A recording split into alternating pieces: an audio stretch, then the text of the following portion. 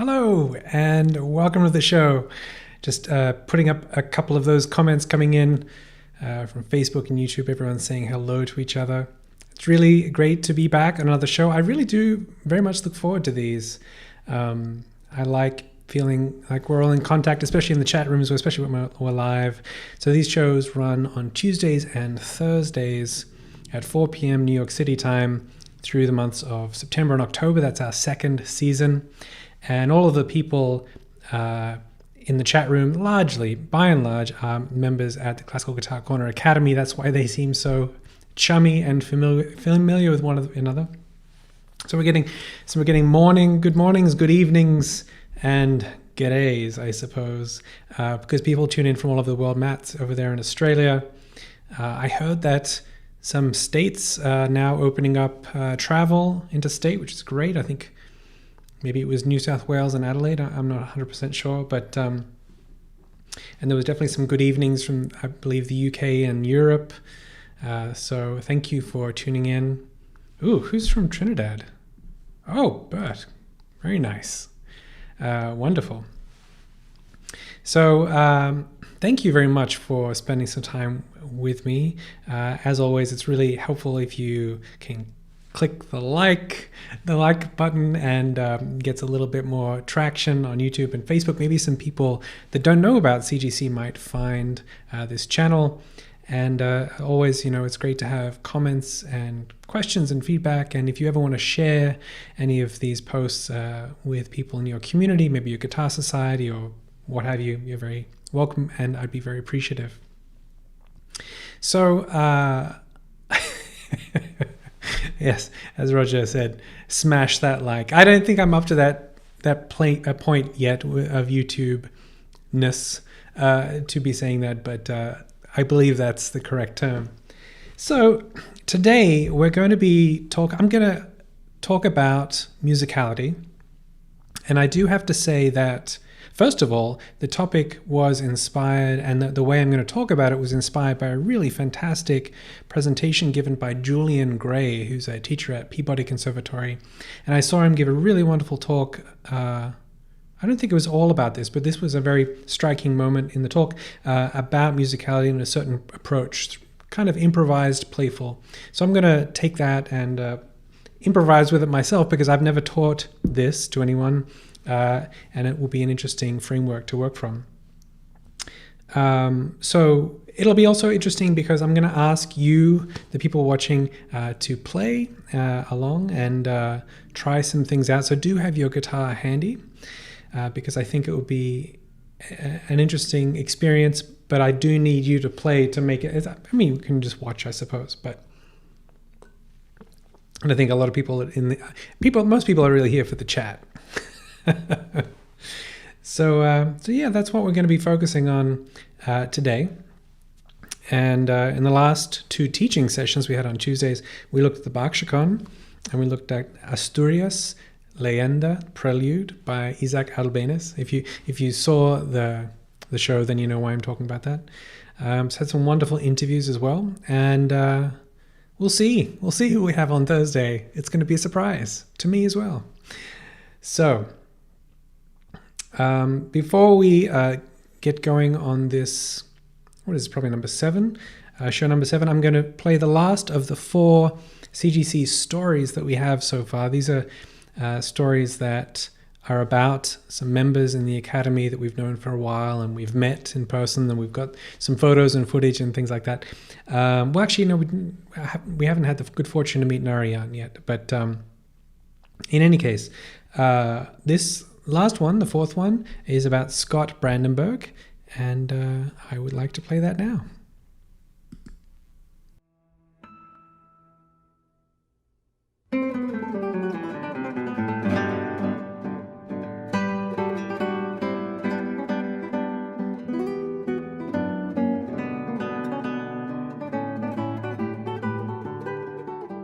Yeah, the site has really benefited me a lot because I'm a self-trained guitarist. I never had a teacher. I played in the guitar ensemble as an undergraduate more than 20 years ago, but never had a one-on-one instructor. So I was learning from books, various resources, and I really couldn't learn the material all that effectively.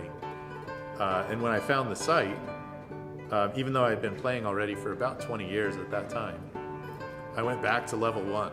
Just started with the basics, the fundamentals, like free stroke, rest stroke. I realized I really had some issues to work out. In particular, right-hand finger alternation.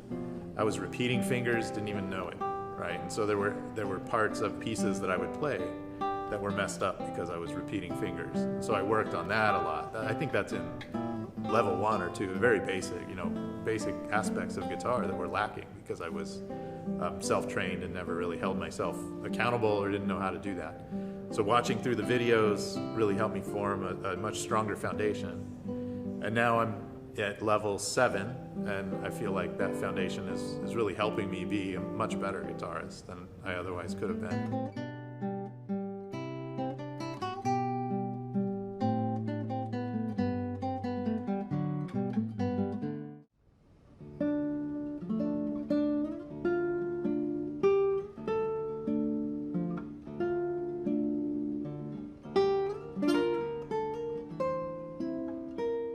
Yeah, there are quite a few aspects of the site that I've used. There's the forum, so we go there and talk about all sorts of interesting things, keep touch with other players. Recently we had a member challenge, and there were 7 or 8 of us all learning the Alemann from BWV 996 by Bach. And that was great because we were all working on the same, I think, 6 measures of music. Maybe it was only 4. I think it was 6. And really took a deep dive into the technique there, and we were all posting videos and supporting each other. We call ourselves the Alemanders now, something that Roger made up for us. Right, we had a live event in February in Pasadena, down in Southern California, and I participated in that. It was a master class that was put on by Connie Hsu, one of the instructors for the site, and there were 5 of us who each played a piece for Connie, and she spent probably about a half hour with each of us, helping us with various aspects of our technique, helping us to improve. And it was a great opportunity too to get some performance practice. We don't get a lot of opportunity to really play in front of people, right? It's solo, I'm in my living room. It's much different. It feels different when you're in front of people. Crazy things happen. So the more often we can play in front of people, the better we are. So that was a really wonderful opportunity. And Connie was amazing. She gave the greatest advice.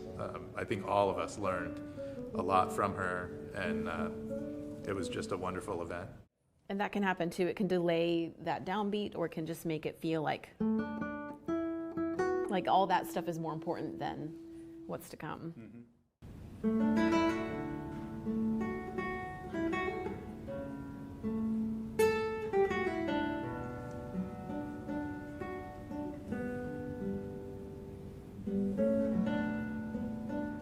The favorite part, my favorite part of the summer school, pretty much all of the things, I think. I've really enjoyed watching the concerts. Every night there's just an amazing concert. It's a small venue. We're watching world-class guitar players play. And then we just finished an open mic where the members of the Academy had an opportunity to play, get more performance practice. Really supportive audience, so it's a great group to perform in front of. And then the ensemble pieces are amazing. It's great to hear these pieces come to life, and I had just one little part of it and I would practice, and then to hear all the pieces come together, especially with the cello coming in, professional cellist is playing with us, it gave me chills. I find myself forgetting to play and I'm just listening to the music sometimes. It sounds so good. So it's been a great experience. I hope to come back every year for as long as the summer school goes. Hopefully forever.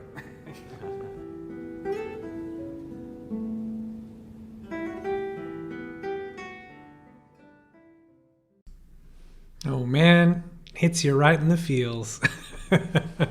So thank you, Scott, for all those kind words. It was a little different than some of the other CGC stories because we got to see Scott at the summer school, and he spoke clearly so well and so eloquently. We really didn't have to say anything else. So thank you, Scott, for the kind words and for helping us put that together. And thank you, Dave, for putting the whole thing together. That'll be the last of our 4 stories, unless we get to create some more in the coming weeks and months. But yes, little sad face, tears of joy, right in the feels. So yeah. All right. Shall we embark on a most noble adventure? So, as I said, this approach has been, I saw a wonderful presentation given by Julian Gray at Ben's Hawaii Masterclass, which was online this year. And he just had a really lovely approach to addressing musicality and a particular way of exploring that. And so this is very much taken from what I observed there, and then we're going to play around with it and see where it takes us. The reason that I think this is a really useful way to approach musicality is that very often, especially right now, we have exams being submitted at the Academy, and very often people can be rather consumed with being right or wrong in what they're doing. Is this the right note? Is this the right rhythm? Is this the right fingering? Is the right position? Etc. And that's understandable because we're learning skills and we want to be accurate and we want to build good foundations to improve. Makes sense. However, it can get a little ingrained into our learning style to think a little bit compartmentalized. And I remember someone making a comment. Let me see if I can change if this works. Yes, there we go. I remember someone making a comment about seeing the Beijing duo, which is a phenomenal guitar duo, and saying, you know, I understand playing Ponticello, I understand playing normal, and I understand playing Tasto. But I saw their hands moving around as they were playing. And that seemed, I don't remember who asked me this or who brought it up, but that seemed like a topic, a movement that was strange, because how can you play one passage that moves around, you know?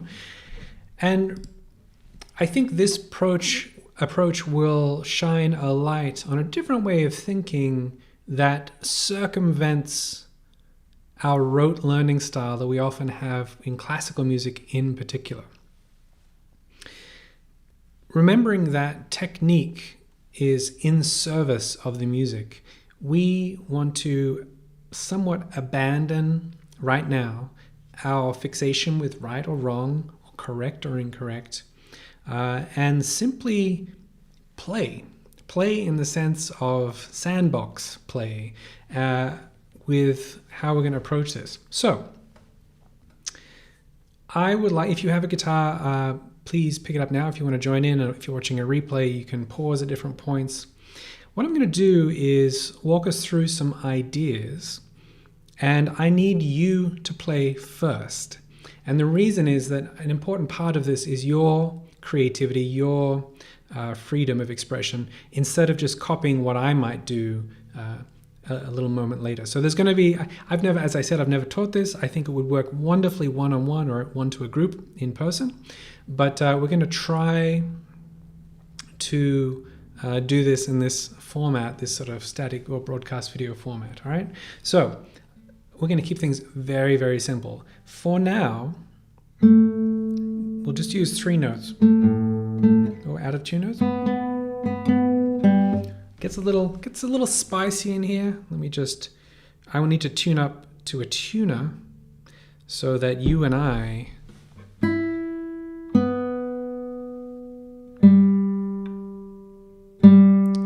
will be in tune.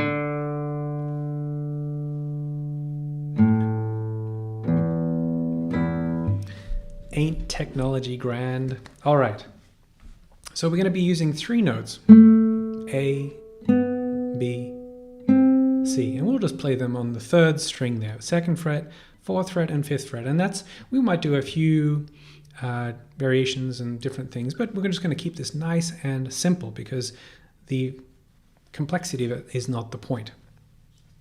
So, to illustrate what I've been talking about in terms of sometimes the boxes we get a bit stuck into, we learn things like piano. Oh, I should turn the, here we go. This might be a bit easier. We learn things like piano,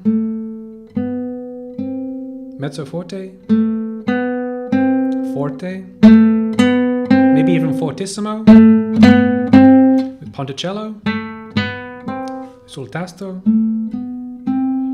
staccato, right? All of these kind of boxed techniques that we do practice so that we can use them freely.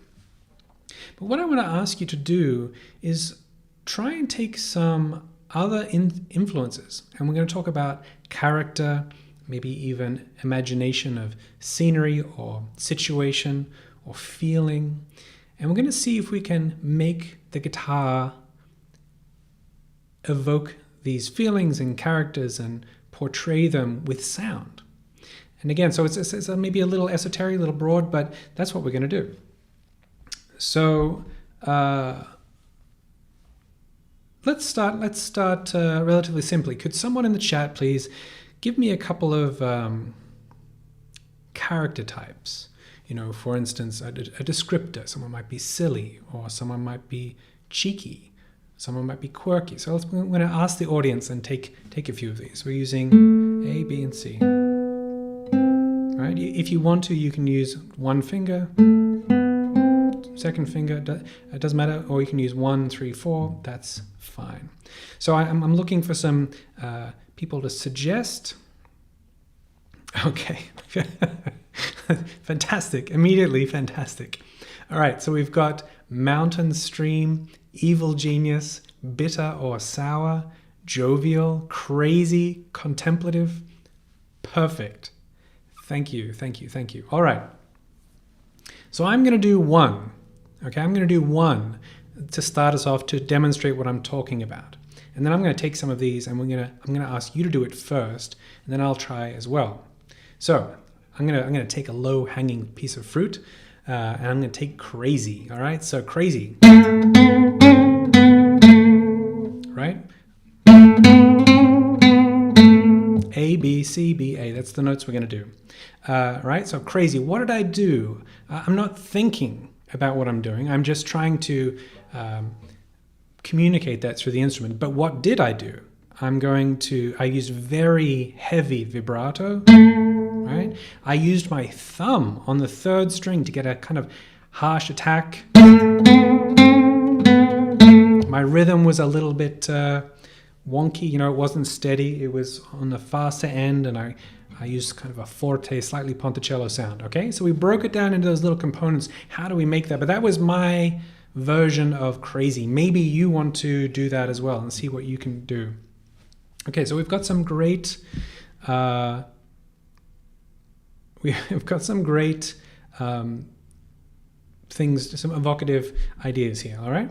So I'm going to try for the easier ones first because some of them are challenging. So Judy offered up contemplative, right? So we're thinking about something. We're in. It's to contemplate something. Maybe you'll be still. Maybe it'll be thoughtful. It's definitely not physical or energetic. So take a moment. We're going to play A, B, C, B, A. And how could you play that in a contemplative way? Right? What kind of tone is it? How fast are you playing the notes? Are you doing any articulations? Right? So play that through. Take a little bit of time. And by the way, thank you to Nathan for crazy. So now I will try a little bit of contemplative. Right? So I might even let's not rule out performance of it, right? So I might even look up to the left. Is that where which one's memory and which one's creativity? I don't remember. I'll look up to the left anyway.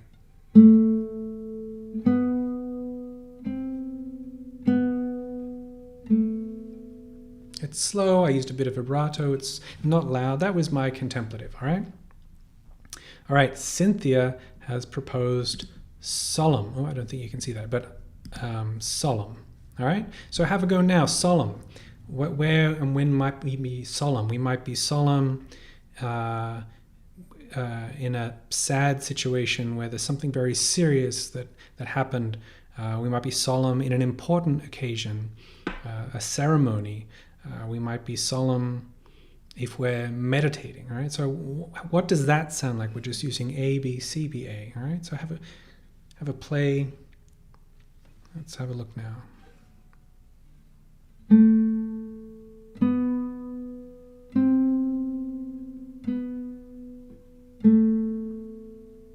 I think solemn wouldn't necessarily need a decrescendo. It can have kind of a stateliness to it.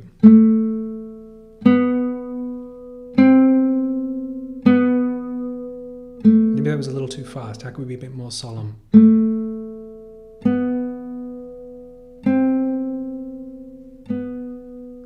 All right, I think that was the most solemn of the three. If I also was to be solemn personally, I think I would probably play my ABC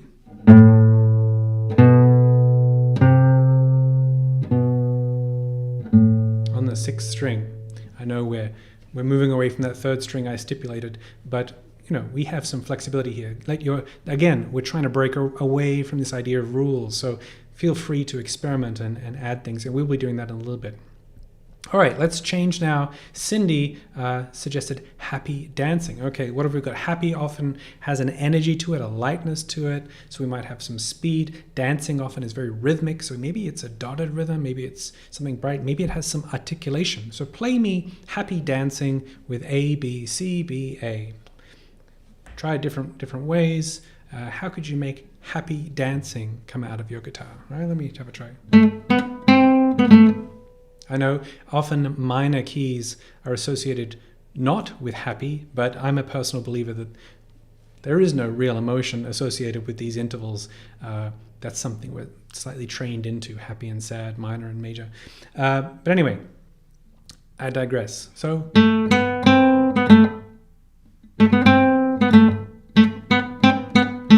I think articulation with a bit of staccato. So what did I do there? I was doing left hand staccato. I was lifting my left hand up as I played each note. I was also replacing my right hand fingers there to make them short. And then I did a little dotted rhythm. Right? That's our happy dancing there. Let's try another one.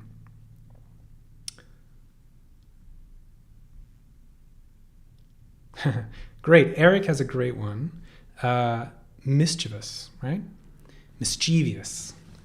I'm finding words are being suggested that I think can be said in a couple of different ways. This one I think is quite fun, right? Now, I challenge you to start thinking outside the box a little bit in terms of how your left hand moves around. What are some effects, some things on the guitar that maybe might be used for mischievous, right? Cheeky, like it's getting up to no good, but it's not an evil, nasty thing. So maybe play around with that. Would it be fast? Would it be slow? What kind of attack are you using? And in this process, we're not so much thinking about how we're using. We'll do it, and then we'll maybe break down what we did afterwards. So mischievous for me might be maybe something like that. Now I like that. I like the little gliss. Seems playful and a little bit sneaky. And then the articulation, something like that. Maybe a little slurs, right? It's full of character. So what was I doing? Yes, the glissando up from the A to the B, and I'm using 1-1. Again, there's a lot of variety we can add into there, and I'm using some articulation, maybe some slurs, all these sorts of things, right? So, I think so. There's a couple of examples there of trying to bring out some character. Now, before we move on to a couple of the other things, I want to make this directly relatable. We might feel a little abstract right now, but let's pick a piece of repertoire and let's apply the same thinking, right? Sure. Okay. So I'm just taking pieces from the repertoire book, and I'm going to look at Brian. There's my pen. My pen was in Brian Bora's March. I was looking for that.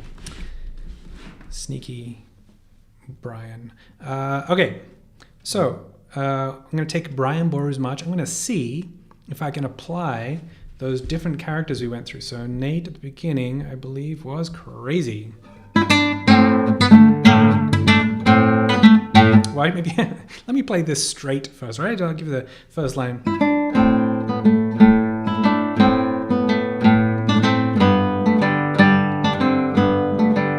Etc. So crazy might be big accents, vibrato, forte.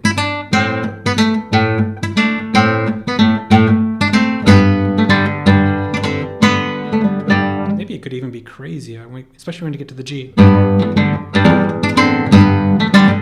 Bit of vibrato, bit of articulation, loud, jagged. All right. Now, the next one we went to was, I'm sorry if that was a little loud, oh no, contemplative. Judy's contemplative, right? Maybe I'm going to change fingering. I'm going to do a little bit of this.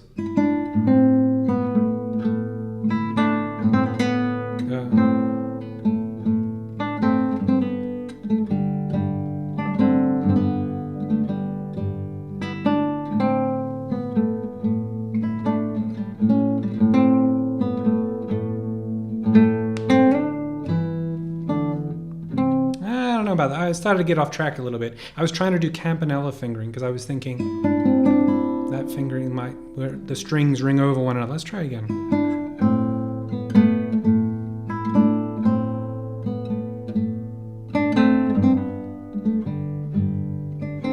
That's a bit nicer. I think that's more contemplative. All right. The next one, I believe Cynthia's had solemn, right?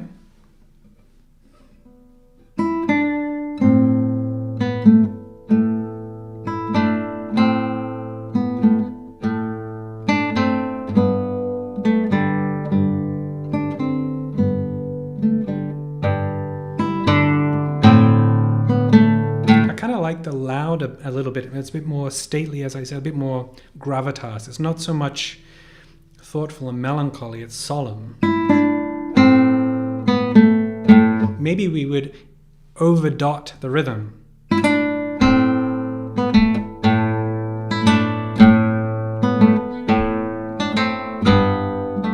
Maybe. And lastly, I think it was happy and dancing. So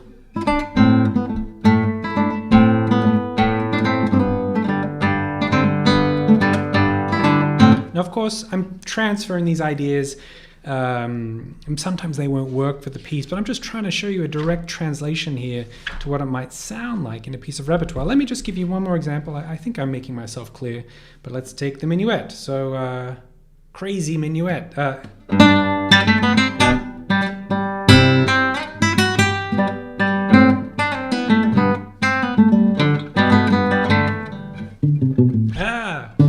Pits. Great. That's good. That's crazy. What was it? Contemplative.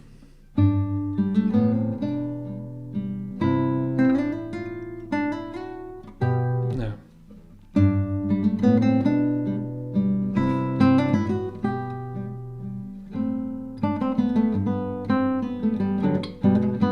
It's kind of soft and lilting, and there's little pauses. I like the little pauses on the downbeat, because it feels like you're thinking about something, you're contemplating something.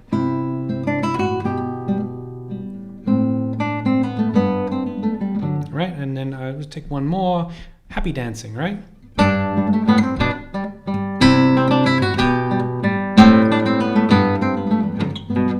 Etc.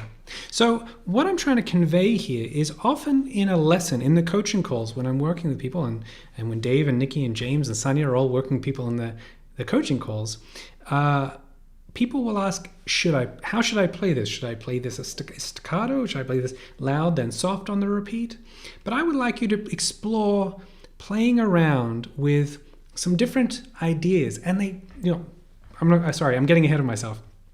Play around some different ideas of adding some different characters. Don't think about how does my hand have to move and hold that in a static way, or the whole repeat has to be Ponticello. It might follow a character, and then if we develop it further, we can almost have a narrative, something that changes. So I'm gonna No, I'm going to wait till we do that, until we start integrating things. All right, so that's a little bit of examples of those characters and feelings. And I think it's a really wonderful exercise that you can do on your own. And don't forget to really go far in terms of your experimentation. Don't stop at a little bit different. See how far you can get. The extremes are going to be good. So I'm just having a look at some of the comments and questions.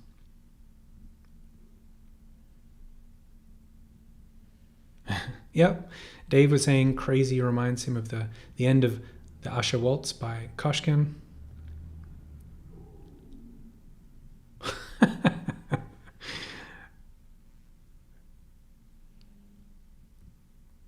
All right, so lots of joking going on inside the chat. All right, so now I want to talk about something that I like to think about a lot, and which is kind of the idea of physics. This is how I personally hear and feel a lot of music. And what I mean is that, and often, to be honest, this doesn't translate too well when I explain it to people. So it might be my way of explaining that isn't fantastic. But what I mean is that we can associate certain sounds and interactions with those sounds, between different sounds, with how we feel physically in different situations. So for instance, one that I like to use quite often is going up the hill of a roller coaster. You could also, going up a hill, hiking, or anything that gets harder and harder as it gets steeper and the higher you climb, right? So this is something we perhaps can do together. We can just climb up a hill. You can use one finger, you can use 1, 2, 3, 4 and shift if you like, whatever fingering, it really doesn't matter. The effect is we're going to start on A, and we're just going to climb up 1 fret by 1 fret. But we're going to climb up that hill, and it gets harder and harder the higher you get on that hill. You can also think of a roller coaster as it goes, gets dragging up to the top, it gets slower and slower, right? So...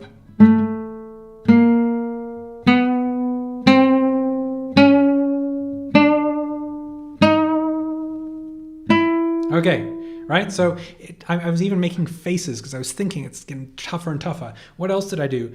I was getting slower.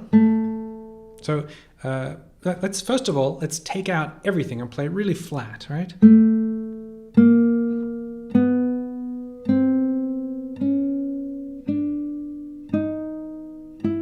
Okay? To me, that is not particularly evocative of anything. It doesn't tell me much. Tells me the pitches and rhythms, but not much more. I'm not injecting much of my own ideas into that. If we just slow it down,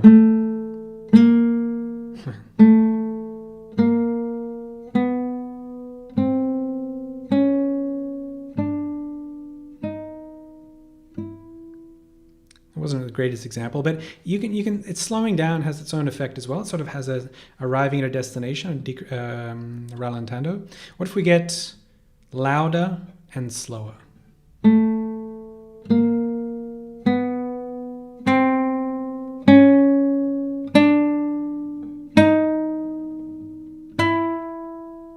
That has more of a sense of arrival to it. It also sounds like a little bit more challenging, like harder to get up there. What if we start using articulation and maybe even vibrato?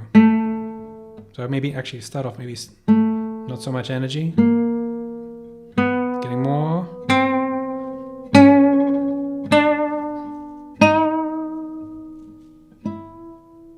That's interesting. So I think that works. That sort of intensity. I've got some harsher articulation, maybe some staccato vibrato. And at the very end there, I did something I wasn't really intending. I was actually I played around with your sense of expectation on that last note. Well, we're going to talk about that. I've got it written down in my notes. All right, so it's actually sometimes a little easier to do these effects when playing faster. So there we go. I like that. Right, makes me think of Capriccio Arabe.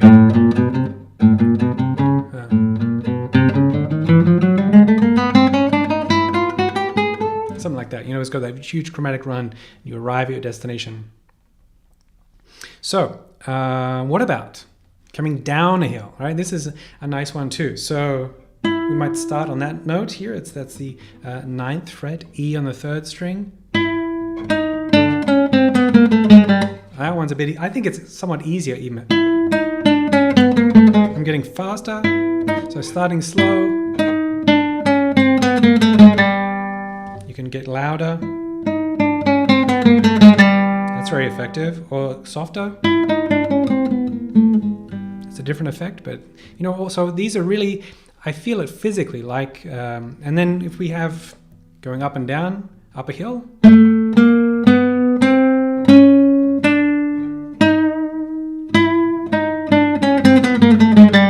Right? Has an effect. It has kind of and it groups all of that together. One of the things I often talk about in music is the idea of having larger ideas, longer phrases. And this kind of, when you have a long idea that spans an entire shape like that, it really makes it very clear and simple. All right, so what about, this is another one, it's like the train leaving the station and the train stopping, all right? So, train leaving the station. And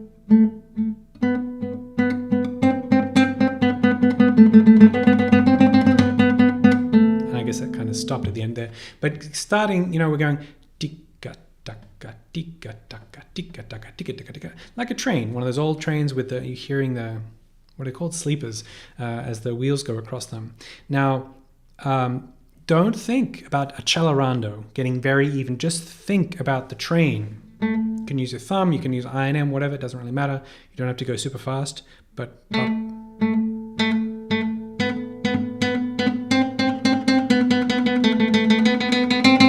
right? What about slowing down?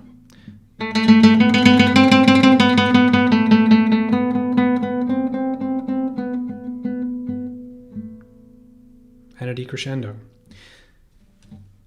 Let me see if I can integrate those into a piece. Here's one I prepared earlier.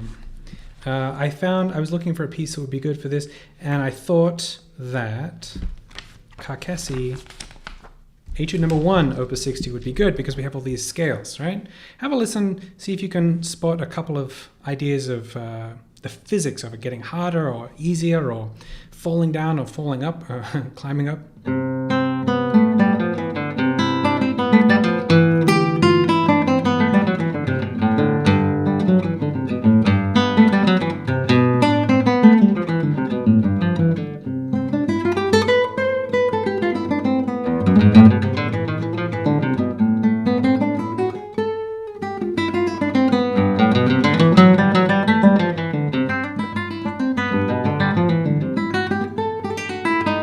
I'm starting to get playful with it, and I'm starting to put in a bit of character there as well, but bom tik da da tik da da bom tik da da tik da da bom.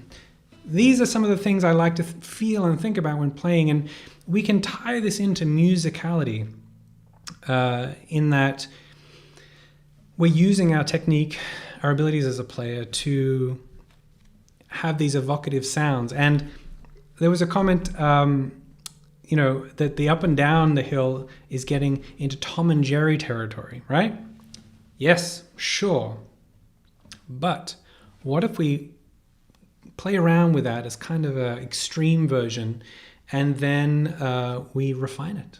Then we polish it off and make it, then it just feels, it might feel kind of musically eloquent or sensitive, or what are some other words I can think of? Refined maybe. So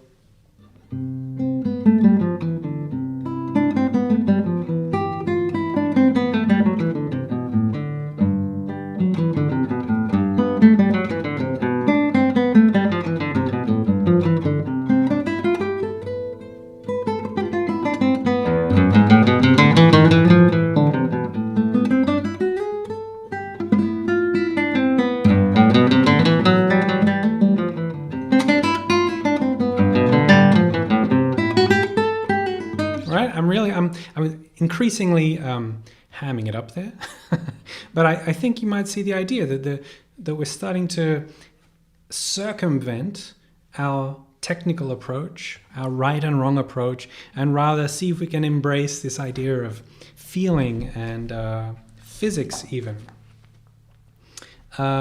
Lisa is asking with, I just closed it. That is, the page number for that is 54. That was 54. Now, here are some other things that you and I can do right now, right? We're going to take a couple of different things, right? So let's take an arpeggio. Let's say you could hold down E here, the 2nd fret, 4th string, and then we're going to just P-I-M-A.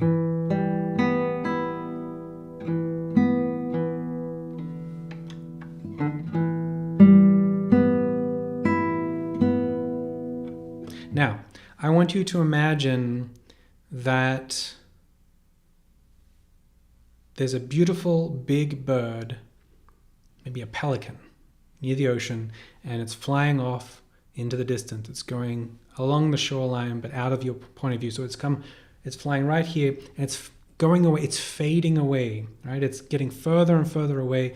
You get less energy. Like you can't see it. You can't hear the wings beating. What does that sound like on the guitar?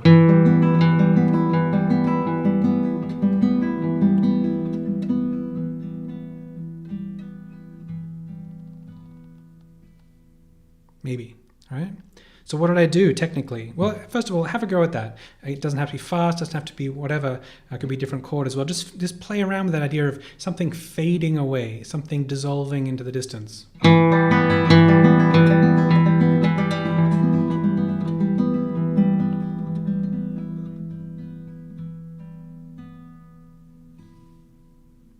All right, so what did I do? Come over to the camera. So I started with a bit of an accent, forte. I started a little ponticello, and my hand traveled from ponticello through normale and through sul tasto and ended right up over the fingerboard. And then I even changed at the end to going flesh thumb, getting very slow and quiet.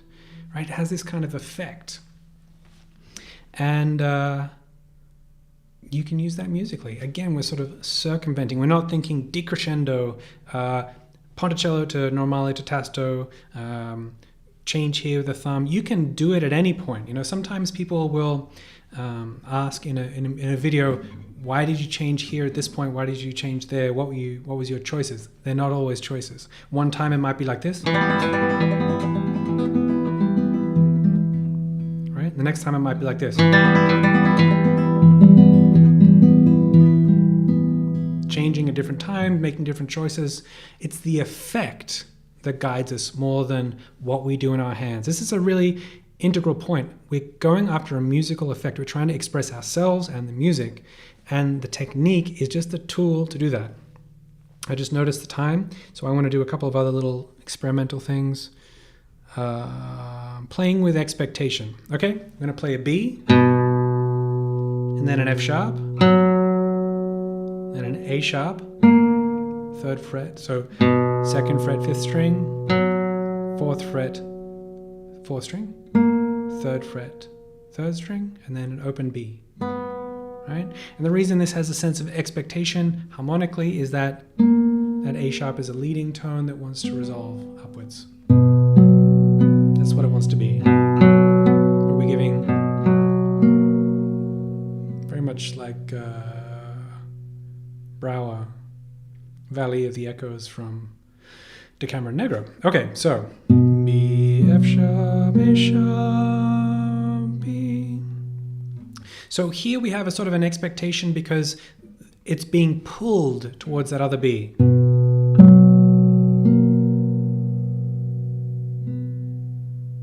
So what can we do with that? We're making that B, it's going to finally cascade into B, but just acquiescing at the last moment.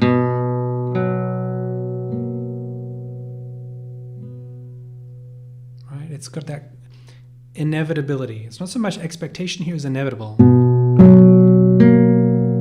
And as a musician, you can play around with when you place that last note, how loudly you place that last note.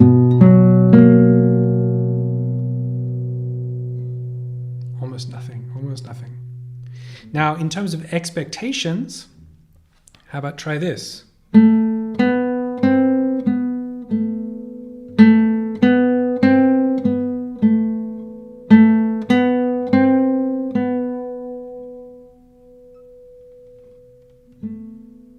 Right? This is playing around. We know that little figure happens twice, very straight. That third time, we're playing around with that sense of expectation. This happens in phrasing all the time.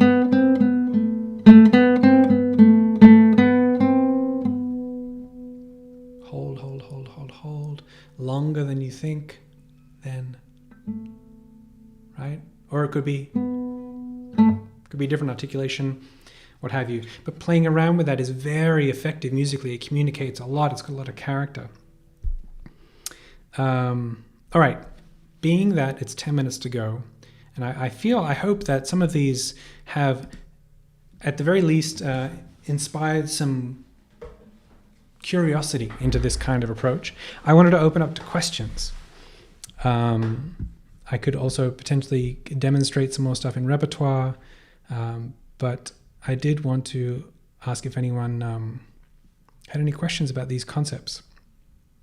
I think that, we very rarely practice our musicality, right? We often will practice technique, we're going to practice repertoire, but we don't expand our horizons of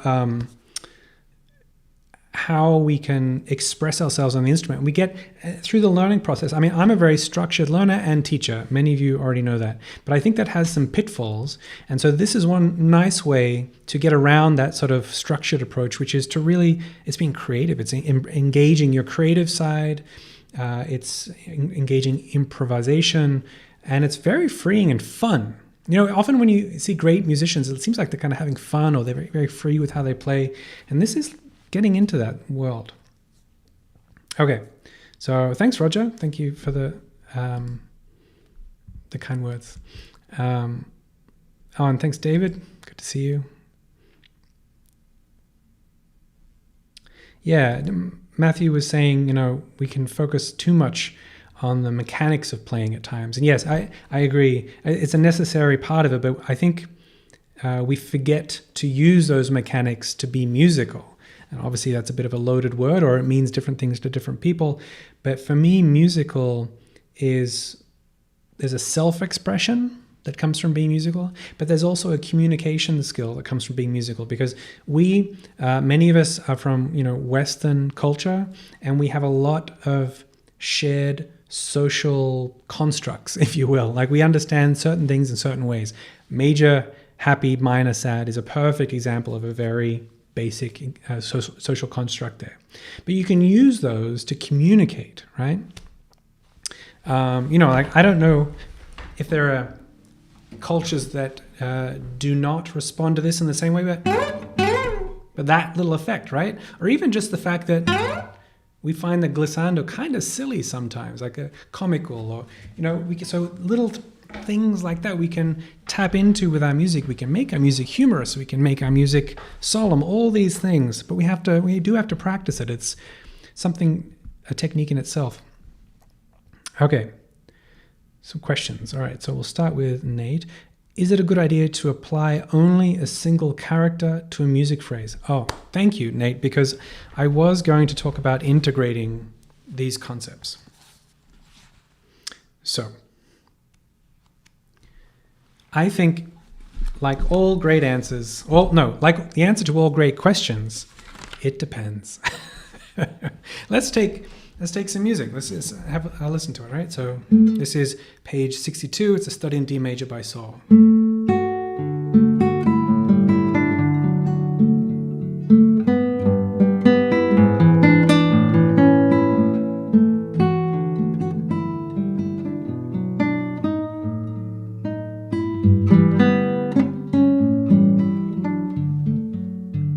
Now, I like to think sometimes as well as pieces of music as almost like a speech, delivering a speech. And just as with a speech, you're going to have concepts and ideas and phrases and sentences. And there's room to be free within those sentences and phrases and ideas. So yes, you can definitely move and morph your hand, but I think you don't want to be disconnected. So I think phrases will often be connected, but you don't have to feel that you cannot introduce a staccato note here or there, or like I did at the end, adding some sort of articulation.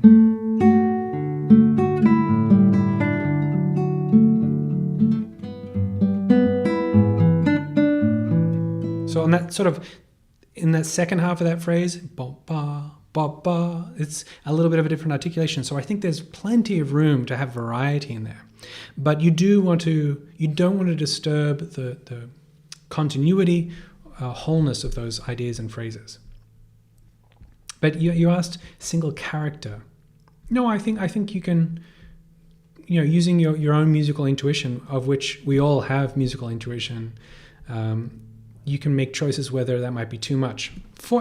Here's a good example.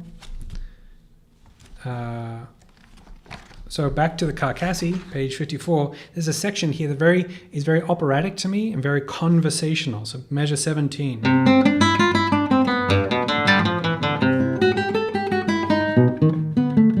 It's almost like two characters talking to it. So there's an example of two characters, right? You might have, let's say, if we're going to attach those kind of words, we'll say aristocratic and comical, right?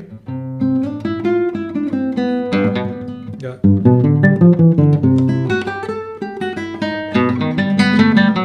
You can imagine almost two little opera characters there having a conversation, something like from The Marriage of Figaro, or something, who knows. But there's an example of more than one character within a phrase, an idea. Clarence asked, where would you insert an occasional harmonic for emotional effect? It's a great question, Clarence. Thank you. So I think there is going to be a line drawn where you start recomposing the piece of music. And harmonics might be a little borderline, because harmonics are often sort of considered a bit of a special effect, but, right?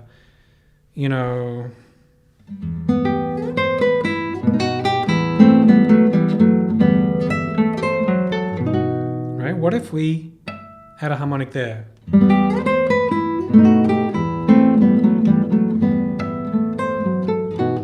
What is it? Is it an ornament? Is it a variation? Is it going too far off what the composer wanted?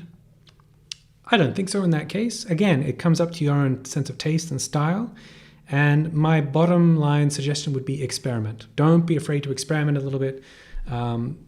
But some people, if they wrote a piece a certain way, they might think, why are you putting a harmonic there? That is not what I wrote. Gianluca said or asked, my former teacher only taught me technique and repertoire, only taught me to slow down at the end of pieces.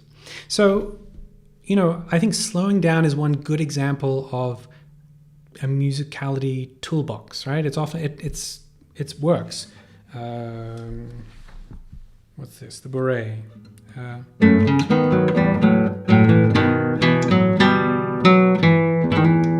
But you may not want to slow down. And it's just as effective. It's just one of those many, many tools that we can use that we sort of talked about. Cindy, I think we can use this to mix it up, make learning a phrase more fun, less laborious by playing. Yep. Ron, how to reconcile one's self-expression with the composer's intention, or at least avoiding negating the latter with the former? That's an interesting question. That starts to get a little bit philosophical.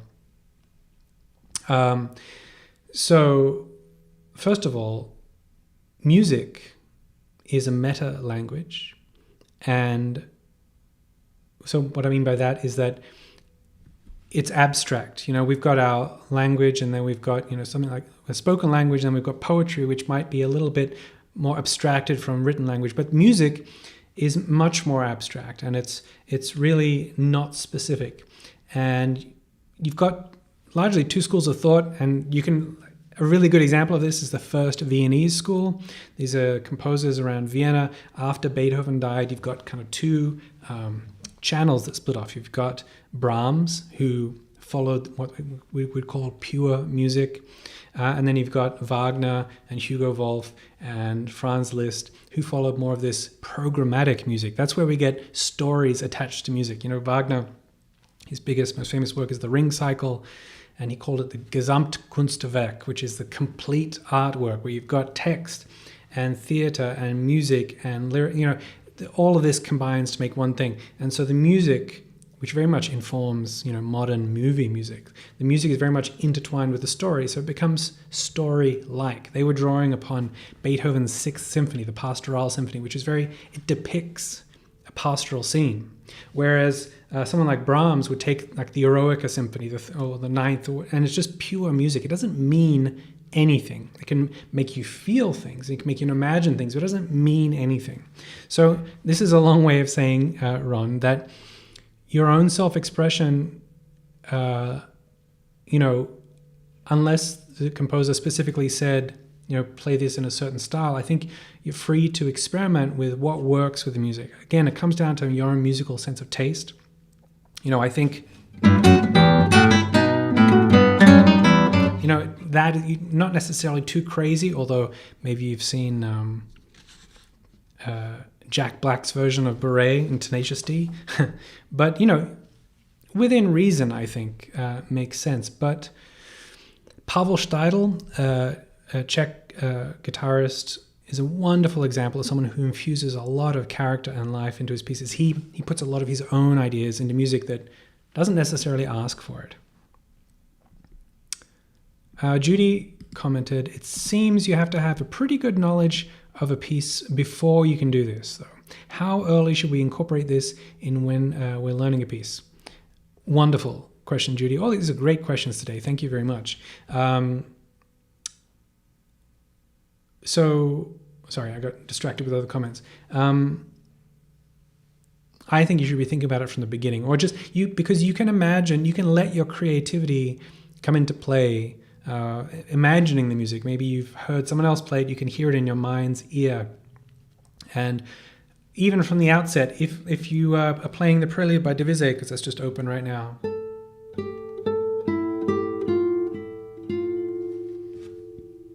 maybe you could imagine Gregorian monks in a church setting, very still, very solemn.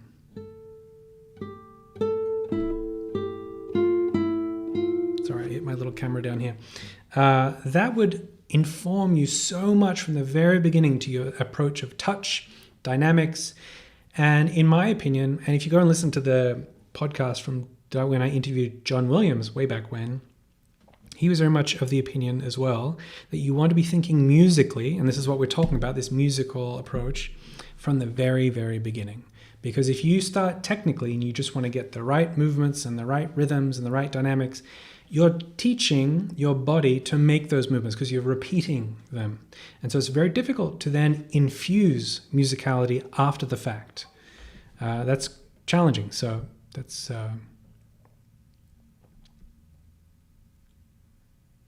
Andrew's saying, a really good tip someone once gave me was to sing the piece in your mind as you play it.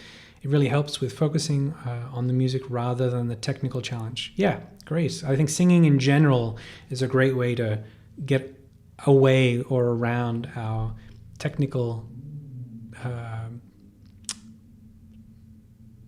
stalling points, or it gets around it.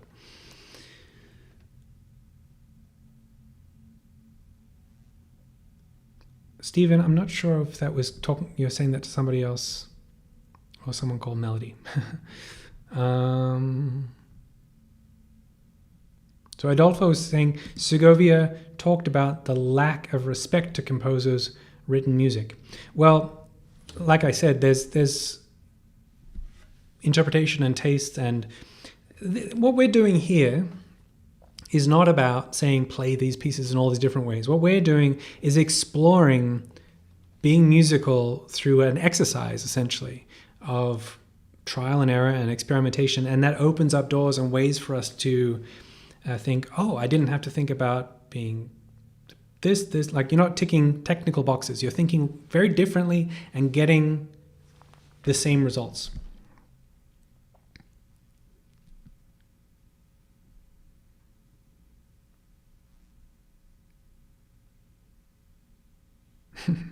All right, well, it is 2 minutes past 5. I'm normally very prompt on wrapping things up, but it looks like I got to most of the questions. I apologize if I didn't, if there were some that slipped by. I hope you enjoyed this session. That was a little bit of a improvised session for me, but I think it's a really great approach. I would challenge you to take a piece that you already play and think about different characters, settings that would suit that piece. We had a little bit of discussion here about, well, are we moving away from what the composer intended? But think, let's take the Minuet by Christian Petzold, right? Yum, bum, bum, bum, bum, bum. We could have stately, we could have joyous, we could have ebullient, we could have maybe even a little cheeky, we could have light and airy. All of these things I think would be appropriate. And so what I'm doing there is saying, don't get stuck into a formulaic way of interpreting. Feel free to play around and experiment within reason with these particular pieces. So thanks, everyone. People are saying thanks and good night. Very welcome, Joseph. Thank you. Great. Thanks, everyone. And thanks to Nikki, Dave, and James. I'm sure Sanya will be on here watching the replay. She's over in Europe, so it's probably a little too late. But thanks, everyone. I'll see you on Thursday. Take care. Bye-bye.